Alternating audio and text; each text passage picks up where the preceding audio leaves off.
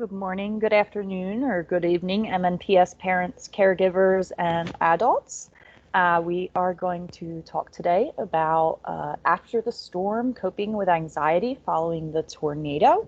So just a little bit about the content we're going to be talking about. So we all know that we had the tornado back in March, and I think all of us collectively have experienced some worries and fears around that. So we created this slide deck to kind of help you as a caregiver talk to your kids about this and help them cope. But there's also some resources on here that you can utilize if you or your family are experiencing some difficulties still from the result of the tornado. So phases of disaster. There are 6 phases when we experience a natural disaster, which is what happened with the tornado. So 1 and 2, as you'll see here, are really like kind of the scary moments, things like the pre-tornado, so hearing the sirens and not really know what's happening. If you remember that time with the tornado, the news didn't really know what was going on. So we feel a lot of fear at that point because we don't know what's happening. And then number 2 is confusion and disbelief. So that's when the tornado actually touches down. And if you recall that time as well, you probably made sure your kids were safe and kind of hunkered down with your family and your pets if you have those. And that's also the time where we make sure that we ourselves is safe. So we'll usually take care of those we love and care about first, and then make sure we're safe. And then 3 and 4 is when we really come together as a community. And you still see this a lot now with a lot of organizations in Nashville and our communities coming together to help out each other in terms of still recovery from the tornado, but also with the pandemic. So we see a lot of community bonding in Nashville. And then for number 5, forgotten and stressed. So sometimes one family or neighborhood might recover, and then another neighborhood may not be able to recover as quickly. So this can create feelings of stress and worry as some of the volunteers get pulled or help that we need kind of leaves the area, and we aren't able to access things like we were before. But I really want to talk about number 6, and that's recovery. So when we're thinking about our kids and even ourselves, we know that after the tornado, it was scary, but we also want to think about the positive things that went along with it. So we know that we can come through these difficult events. They can bring us closer. We can help out our community, our neighbors, our friends. And through those losses, we can also look at the positive side of rebuilding closeness with the people that we love and care about, and really pushing through those hard times.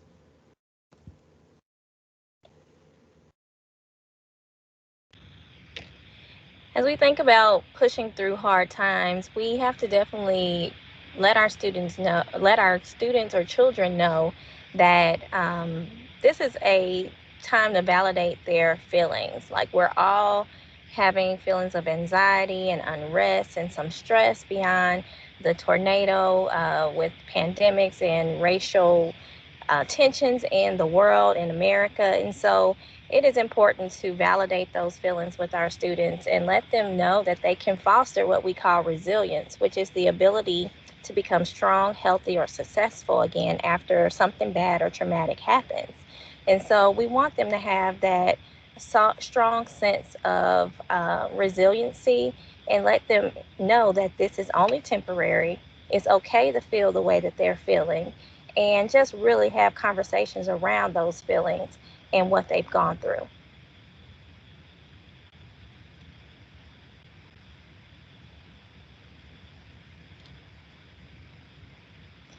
Some common signs of tornado related stress, or just stress in general as it relates to our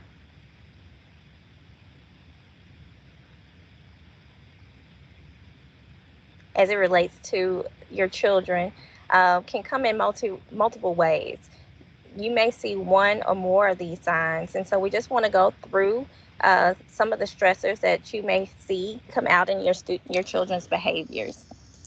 You may see feelings of anxiety, fear, and worry about safety of themselves and others. So they may be concerned about the parents leaving the household, or if mom and dad is going to be safe, or grandparents, sisters and brothers, even pets. You may see increased fears and worries about separation. So you may see some separation anxiety as it relates to leaving their parents as they start to return back to school, or as you start to return back to work. There may be some sense of separation anxiety because they want to protect you and they want to be protected. Fears about another tornado coming. It's quite natural for students who have experienced trauma behind a natural disaster to experience some fears because they feel that it can happen again. So if there's a thunderstorm, or typical rain, or just that siren that they heard before, it can bring back some of those memories and create some fear and anxiety.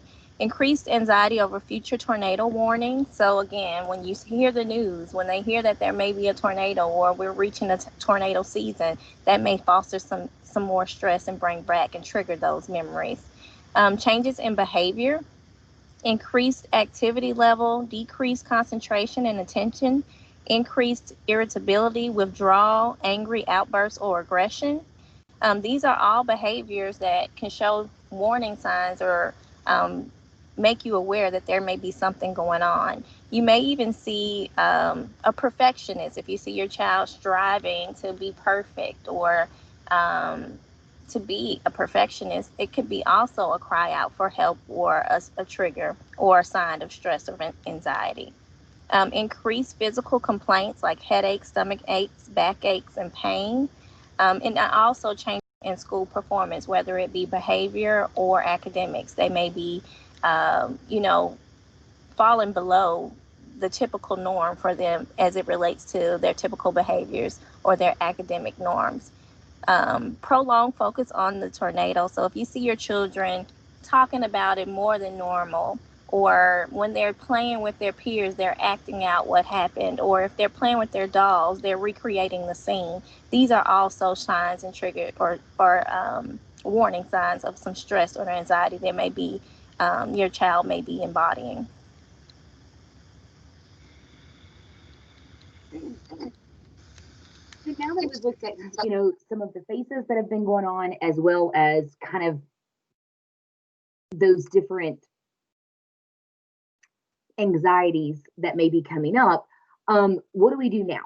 How do we help children cope with the anxiety and the fears or the worries about another storm or the storm that has just passed? So, kind of as we talked about earlier too, it's extremely vital that we actually talk to our children and we listen to our children. So if they're wanting to talk about the storm or they've got questions about the storm, really being there for them, listening to them, and letting them talk about it. We want to be able to provide them with words of encouragement, letting them know that it's okay, letting them know it's okay to feel, whether that means that they're sad or angry, or upset, nervous. Those are all normal feelings, and it's okay to feel them all. Um, Kind of grabbing something to squeeze. So if you've got some Play-Doh at home, or some silly putty, or a stress ball, or even just taking your fist and just kind of squeezing it back and forth a couple times, can kind of help you calm down some. Also, you can name animals alphabetically. So alligator, bear, cow, dog, and so on. And this is just something that kind of will get their mind off of it, to help ease them. Another thing that you can do is have your child either write down or draw how they're feeling. Again, whether it's good, bad, or ugly, but letting them kind of release those feelings instead of keeping them bottled up inside. Coloring a picture of how they feel. Um, you know, you giving them, a hug, some comfort around them, or if they want to grab their favorite stuffed animal or their pillow, just kind of squeezing it and hugging that to allow them some comfort. Um, Listening to some music while it's raining or thunderstorming, just to kind of help that calm peace remain. There is also the Calm app that you can download and play for those times.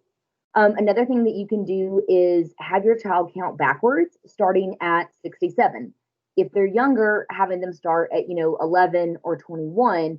And the reason that we start at an odd number and higher up is because it takes more time for them to think about what comes next, and kind of helps dysregulate them and get them back to their even kill self. The next thing that we want to look at is this 5-4-3-2-1 grounding technique.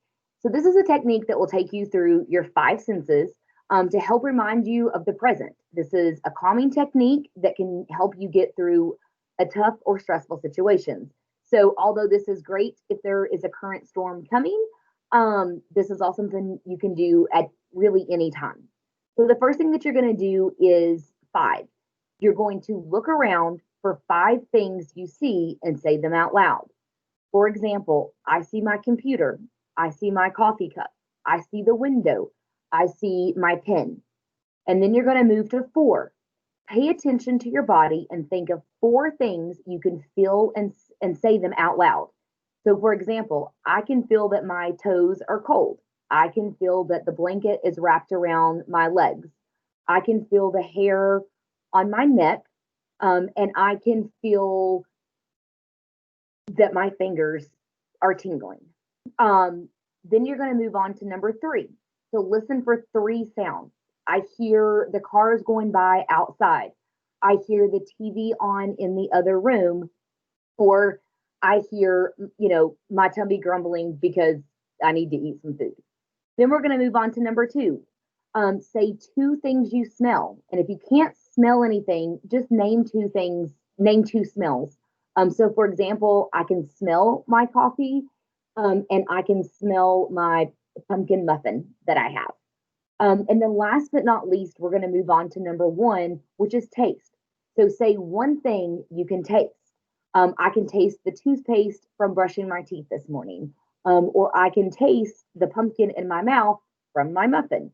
And again, if they can't taste anything, they can name one of their favorite things to taste.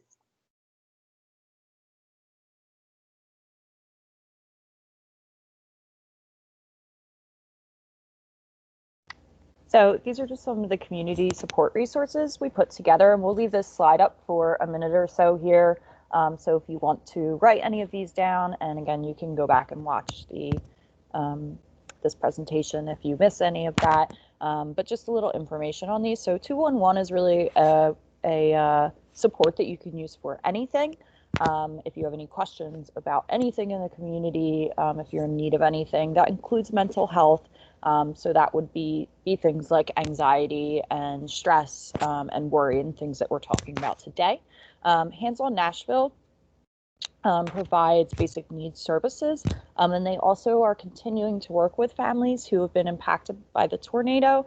So if you still have some issues around that you're dealing with, you can give them a call or go onto their website and they'll be able to help you out. Gideon's Army is another one, similar to Hands On Nashville, but a little bit of different work and things that they can offer you and your family, and your kids as well. They have some programs that really focus on children, so you can reach out to them. And then the Community Resource Guide, which is through us, that's through MPS. So you can go on there and there is a really lengthy list of resources on there that covers pretty much everything from the things that we talked about today with mental health or anxiety, basic needs, so food, shelter, there's childcare on there, and a lot of other stuff. So that's a good place to start if you need some help with anything.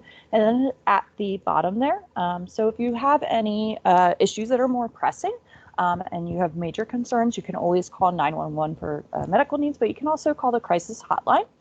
They're at the bottom. It's 855 crisis, and you can press 1. And then you can also talk to your primary care physician or your pediatrician about any concerns you may have around anxiety, stress, things like that, especially if your child's experiencing those things that Randy talked about, that is something you can talk to their pediatrician about if that's something that you're concerned about.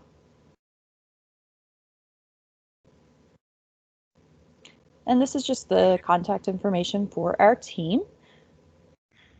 Go ahead, Randy. Yeah, so this series is brought to you by the MMPS Family Engagement Team, and we are just sharing this piece of information as how stress and trauma can affect your child's life, and offering some different strategies and coping mechanisms for you. And I hope it's been helpful. Feel free to reach out to us, any of the names listed below, or the Family Engagement Team. Thank you.